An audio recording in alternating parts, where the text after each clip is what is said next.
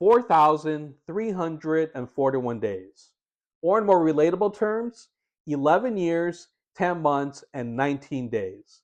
That's how long Apple has been selling MacBooks with 8 gigabytes of RAM and 256 gigabytes of storage. And when it was announced at WWDC in June of 2012, the 15-inch Retina MacBook Pro, in my opinion, is one of the best looking MacBooks Apple has ever made. However, to get to that thin and light form factor, Apple had to make a lot of design trade offs that in the end would eventually hurt the user. Because prior to the Retina display, Apple was selling MacBooks with the unibody enclosure, and upgrading the unibody MacBook Pros was a breeze. All you had to do is pop off the bottom cover, and you had access to the RAM, you could replace the battery, and you could even swap out the hard drive with a SATA based SSD to really improve the performance of the unibody Mac. And when the Retina MacBook Pro came out, a lot of users were upset because that 8 gigabytes of RAM was soldered directly onto the motherboard and offered no upgrade paths to upgrade, say, from 8 to 16 gigabytes of RAM. So, in terms of upgradability, Apple really crippled what you could do with the Retina 15-inch MacBook Pro. The only part that was user serviceable anymore was the SSD. So you could take out the 256 gigabyte SSD, which was in a socket, and replace it with either a 512 or 768 gigabyte SSD. So it was with starting with the 15-inch Retina MacBook Pro where things really started to hit a downturn in terms of the specs that Apple was offering to its customers. At the time, the 8 gigabytes of RAM that shipped with the 15-inch Retina MacBook Pro was more than enough. It came with Mac OS X Lion, and the system requirements for Lion only called for 2 gigabytes of RAM. So back then, the operating system and applications themselves were a lot less bloated, so you could definitely get by with the headroom that 8 gigabytes of RAM afforded you back in 2012. However, as time progressed, that minimum system requirement for the RAM kept growing and growing.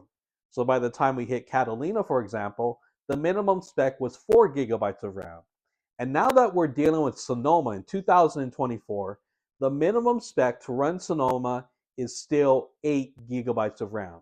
So we can see that with Apple selling these systems with 8 gigabytes of system RAM, when Sonoma itself requires 8 gigabytes to run, that's what we're starting to run into a lot of trouble with Apple selling these MacBooks with so little RAM in 2024. A couple of months ago, I made a video where I stated that 8 gigabytes of RAM is enough for consumers in 2024. I had to parse out that video title very carefully because when I use the term consumer, I'm thinking of people like my parents, my siblings, my friends and family members, people who don't know the difference between Intel and Apple Silicon. They don't understand the importance of 8 versus 16 gigabytes of RAM, nor do they really know how much storage space it takes to store their videos, music, and pictures. In my stress test, I took a base model M1 Mac Mini with 8 gigabytes of RAM and 256 gigabytes of storage, and I wanted to see how far I could push the system. So I opened up a Chrome session with 24 tabs in the background. I opened up the Music app, a Word document, and iMovie. And after all of those things were open, I was using 7 out of 8 gigabytes of RAM, and the memory pressure was in the yellow. So even though it is able to handle all of those tasks right now in 2024, I do not feel confident that 2 years from now or 3 years from now, say in 2027, that 8 gigabytes of RAM is going to be enough. Because right now, yes, it can handle and you can see it multitask perfectly fine with 8 gigabytes of RAM.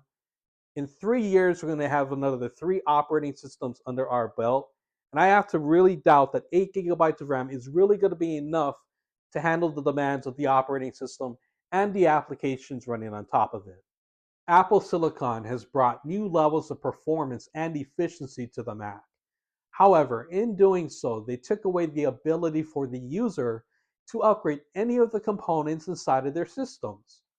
For example, the NAND flash is soldered directly onto the motherboard, and the unified memory is soldered directly onto the chip. As a result, we're beholden to Apple and their outrageous prices for even the most basic of upgrades.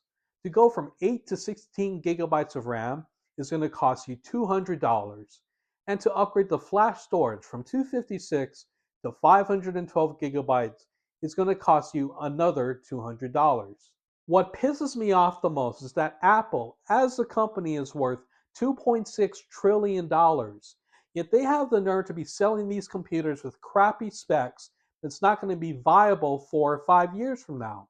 And what makes things worse is that they're targeting consumers, people like my parents, my family and friends, people who don't know any better.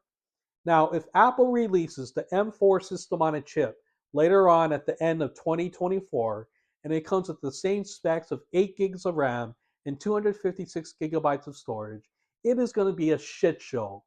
And the backlash that Apple's going to receive by doing that is going to be totally deserved, and they would have done it onto themselves. All right, that's about it. Peace.